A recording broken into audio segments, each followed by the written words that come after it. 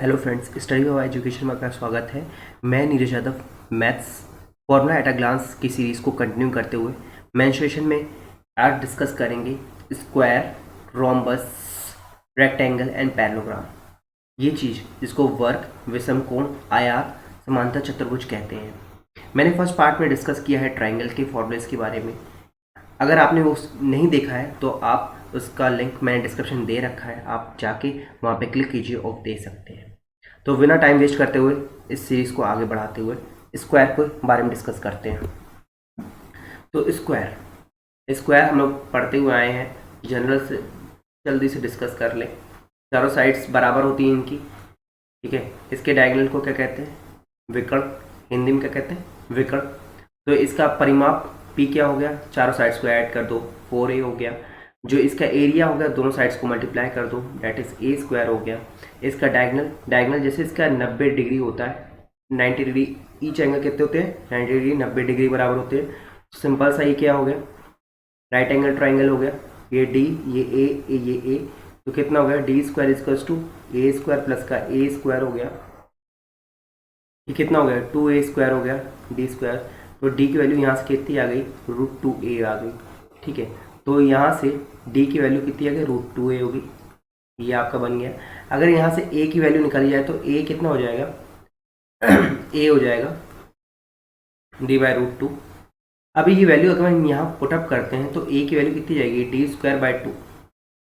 तो यहाँ से क्वेश्चन क्या है? डायरेक्टली यहाँ पे आ जाता है, ये क्वेश्चन आ जाता है।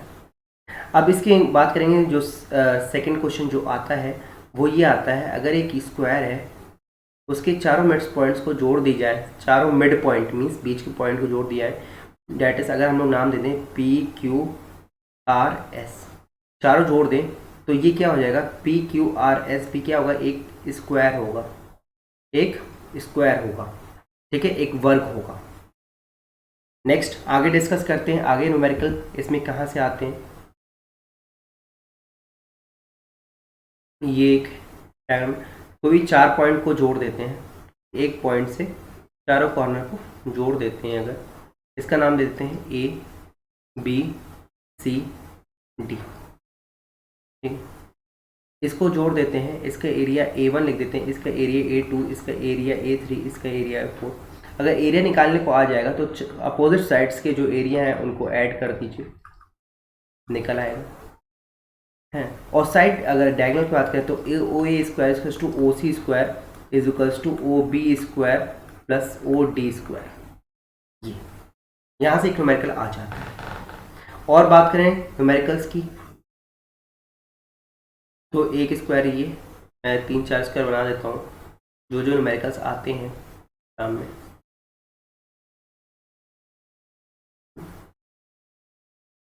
तो स्क्वायर से जो जो न्यूमेरिकल्स आते हैं, एक न्यूमेरिकल जो स्क्वायर से आता है वो ये आता है कि इनके कॉर्नर्स को ऐसे करके, ये आपने ये देखा होगा, एक ये देखा होगा, एक ऐसे करके आता है, ये देखा होगा। इसका शेडेड एरिया निकालना, कि कभी ये पार्ट आता है निकालने को, ठीक है, ये आता है इस तरह बना हुआ, और कभी क्वेश्चन इस तरह आता है।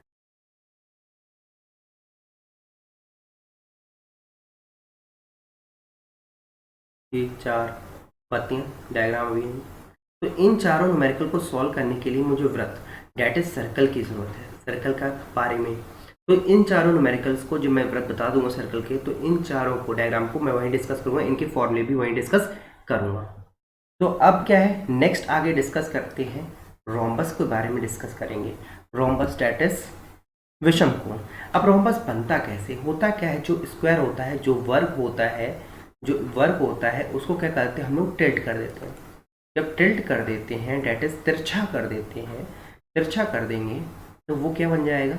वो रोम्बस बन जाएगा। स्क्वायर में क्या होता है? चारों साइड्स क्या होती हैं? बराबर रहती हैं, ए, और एंगल क्या होता है? 90 डिग्री का होता है। बट इसमें ये जो एंगल होगा 90 डिग्री का नहीं होगा, कोई भी एंगल 90 डिग्री का नहीं होगा, मगर साइड पूरी ए कहलाएंगे। इसी को हम लोग बोलते हैं विषमकोण।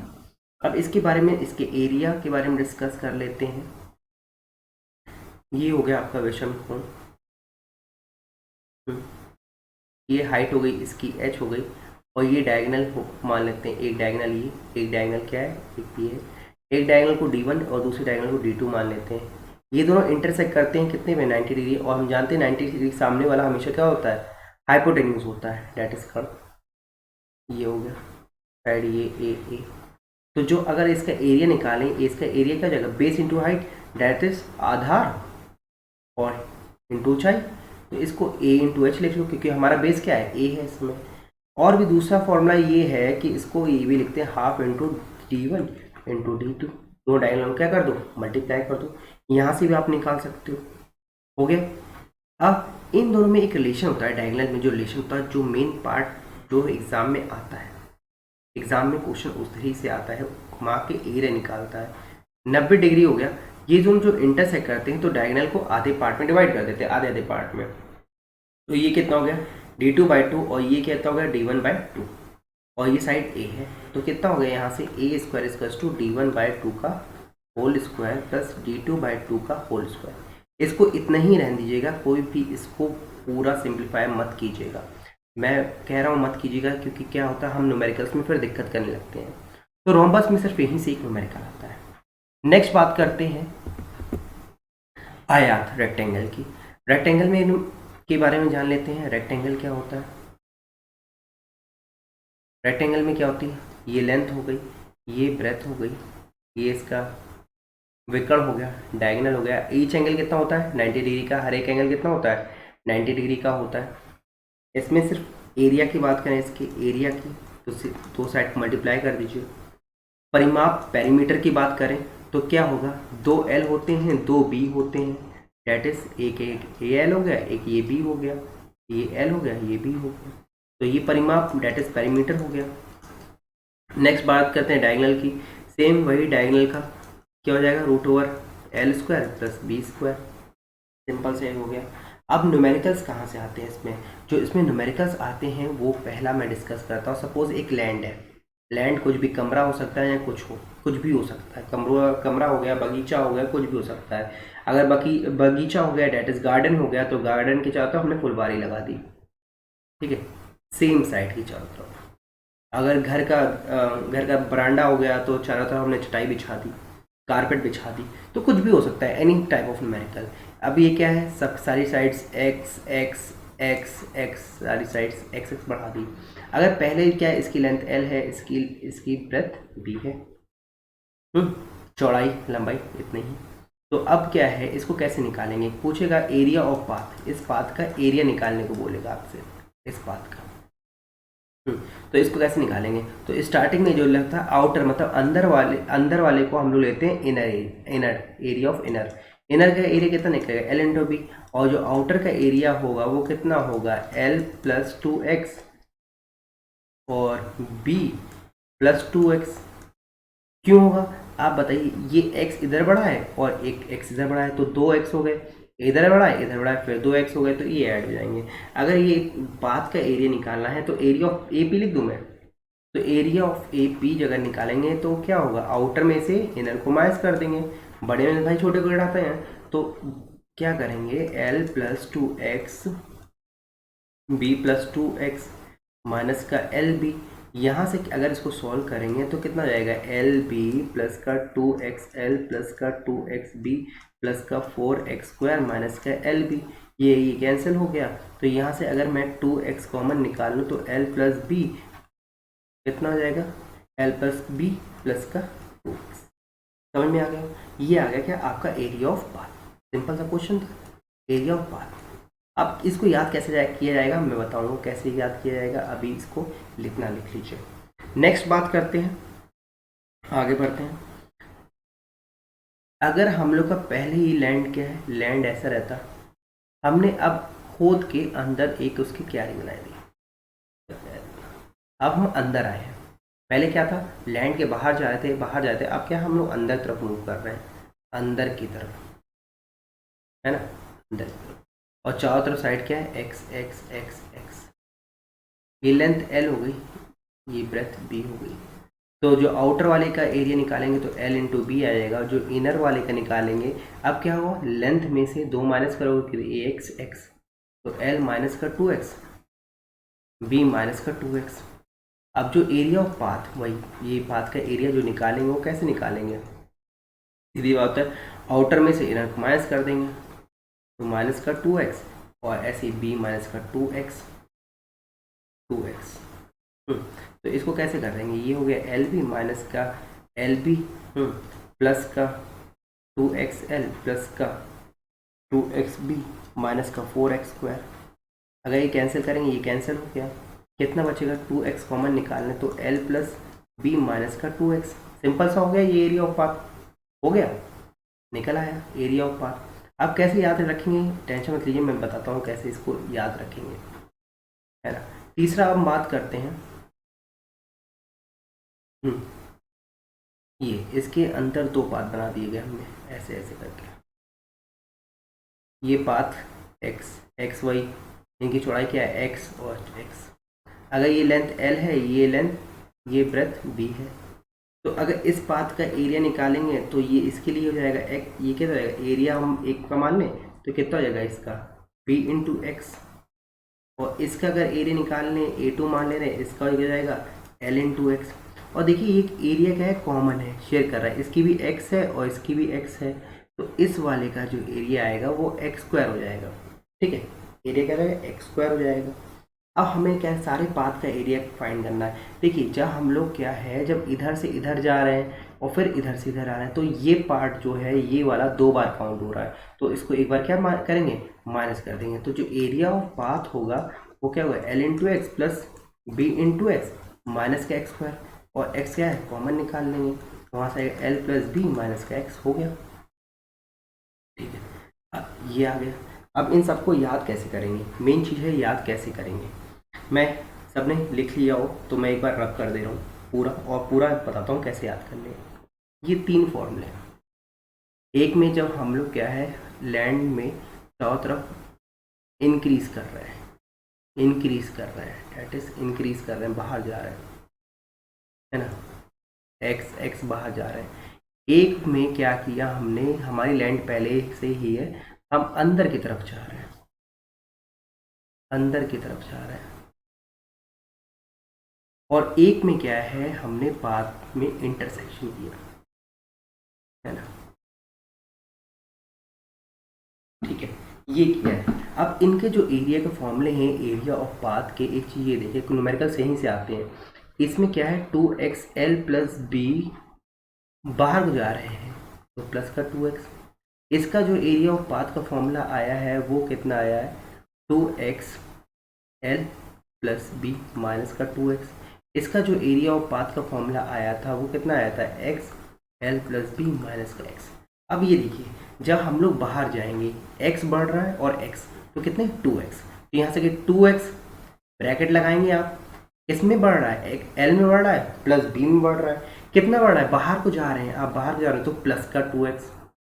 अब ये क्या है, आप अंदर को जा रहे हैं, क्या कर रहे हैं, डिक्रीज कर रहे हैं, तो सब कुछ सेम होगा, बस ये प्लस की क्या होगा, जो x x कमी क्या किस में कर रहे हैं, आप x x में कर रहे हैं, तो x में जो कमी कर रहे हैं वो यहाँ पे आ जाएगा माइनस का 2x, सिंपल सा याद हो जाएगा। और ये इसमें क्या है, इसमें क्या है, ये x है और इसकी क्या है, आप l ले रहे हैं b ले रहे हैं, तो काउंट एक ही बार हो रहा है, तो क्या हो रहा है, जब एक बार काउंट हो रहा है तो x l प्लस बी और ये माइनस का x, सिंपल समझ में आ गया होगा। तो ये फॉर्मूले ऐसे ही याद रहेंगे। अब क्या होता है, जब इनको टिल्ट किया जाता है, जब इनको मतलब इनको क्या बोल रहा हूँ, जब रेक्टेंगल को टिल्ट किया जाता है, जब रेक्टेंगल को टिल्ट किया जाता है, तिरछा किया जाता है, तो वो बन जाता है पैरेललोग्राम। क्या बन जाता है वो, पैरेललोग्राम। पैरेललोग्राम थोड़ी लाइन तिरछी है, आगे हम लोग डिस्कस करेंगे पैरेललोग्राम। तो इसके सारे, इसके भी एंगल्स क्या हो जाएंगे, इसके सारे एंगल्स डिफर कर जाएंगे, डिस्कस करते हैं। ये हो गया पैरेललोग्राम, इसको हिंदी में बोलते हैं समांतर चतुर्भुज। तो पैरेललोग्राम जल्दी से मैं बना देता हूँ पैरेललोग्राम आपके लिए। पैरेललोग्राम हो गए, बस इसमें एंगल्स डिफर हो जाएंगे, ये इसके डायगोनल्स हो गए, d1 d2, एक d1 लिख दिएगा, एक को d2, एक लेंथ ये हो गई, ये हो गया, वृत्त हो गई। एक इसकी हाइट ले लेते हैं h, ठीक है। अगर इसकी हाइट h है, ये बेस को l प्लस बी लिख सकता है, तो जो इसका एरिया होगा हमेशा रखिएगा बेस इंटू हाइट, मीन्स आधार इंटू ऊंचाई, कर दिएगा, खत्म, निकल आया एरिया। और कैसे निकाल सकते हैं इसका एरिया? इसका डायगोनल का एक रिलेशन होता है जो कि आप लिख लीजिएगा, d1 का स्क्वायर प्लस d2 का square is equal to twice of l square plus का b स्क्वायर, ये लिख लीजिएगा, ठीक है।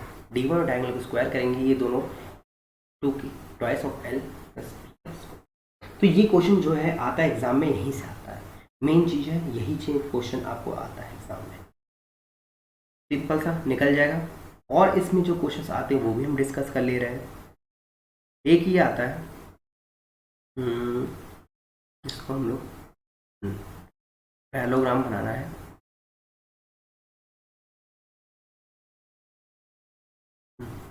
ये पैरेललोग्राम में जब हम लोग एक ऐसा त्रिभुज बनाते हैं ए पी बी, तो वो पूछता है इस त्रिभुज का एरिया।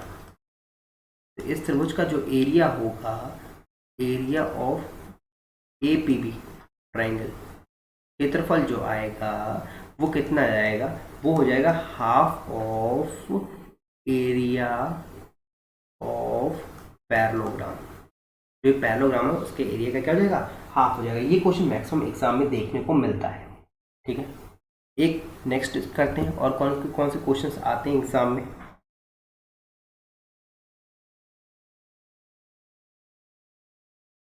घरिया का पैरेललोग्राम है, इसमें एक हाइट h1 इधर दी है, h2 उधर दी है, ठीक है। इसको ये l है, ये क्या है b है, तो याद रखिए l इंटू h1 हो जाएगा, दोनों का एरिया क्या होगा, बराबर होगा, तो यहाँ से b इंटू h2 हो जाएगा। तो इसमें क्या होगा, h1 h2 किसी की वैल्यू क्या कर सकते हैं, पूछ सकते हैं, कोई इसमें दिक्कत। यहाँ से एक लास्ट जो न्यूमेरिकल में डिस्कस करना चाहूँगा जो इसमें से आता है वो ये है,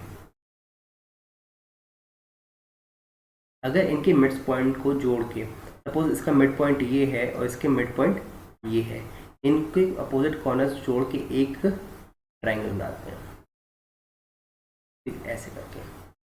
हाँ, तो ये पूछेगा इस ट्राइंगल का एरिया कितना होगा। इसको भी नाम दे देता हूँ ए पी बी, इसका ये एरिया पूछेगा। तो मैं बताता हूँ ए पी बी का जो एरिया होगा वो क्या होगा, thrice by 8 into area of parallelogram, यहाँ से रहेगा। तो मैंने सारे फॉर्मूले डिस्कस कर लिए हैं। एक फॉर्मूला रह गया था इक्विलेटरल ट्राइंगल में, इक्विलेटरल ट्राइंगल में एक फॉर्मूला रह गया था, तो वो मैं डिस्कस करना चाहता हूँ। समबाहु त्रिभुज में क्या था, समबाहु त्रिभुज जब हमने बनाया था तो उसमें क्या हुआ था, एक फॉर्मूला गया था, अगर एक पॉइंट से चारों तरफ परपेंडिकुलर गिरा, तीनों तरफ परपेंडिकुलर गिराते हैं P1 P2 P3, ठीक है, P1 P2 P3, तो उसमें क्या होता है, ये जो P1 plus P2 plus P3 का जो सम होता है वो किसके बराबर होता है, वो उसकी हाइट के बराबर होता है। और हाइट का फॉर्मूला कितना होता है, समबाहु इक्विलेटरल ट्राइंगल में ट्राइंगल कौन सा है, इक्विलेटरल ट्राइंगल है, ठीक है। ये कितना होता है, इतना होता है। तो एग्जाम में इसमें से एक क्वेश्चन मिल जाता है आपको। तो ए इक्वल टू जो साइड होगी वो √3 P1 plus P2 plus P3। तो क्वेश्चन क्या है, मैक्सिमम एग्जाम में जो आता है वो यहाँ से आता है, तो इसको याद ये रखिएगा, ये नीचे वाला याद रखने की जरूरत नहीं है। आप ये है सही, मगर याद रखने की ये जरूरत है क्योंकि इससे क्या हो, याद रहेगा, ठीक है। तो thank you for watching my video. अगर आपको वीडियो पसंद आई हो तो हिट लाइक एंड सब्सक्राइब कीजिएगा, और आगे सारे वीडियोस को देखने के लिए हमारे चैनल को सब्सक्राइब करते रहिए, और नोटिफिकेशन बेल को भी दबाइए, आपको नोटिफिकेशन मिल जाएगा जैसे ही हम लोग वीडियोस अपलोड करेंगे। Thanks for listening, have a nice day ahead, bye bye.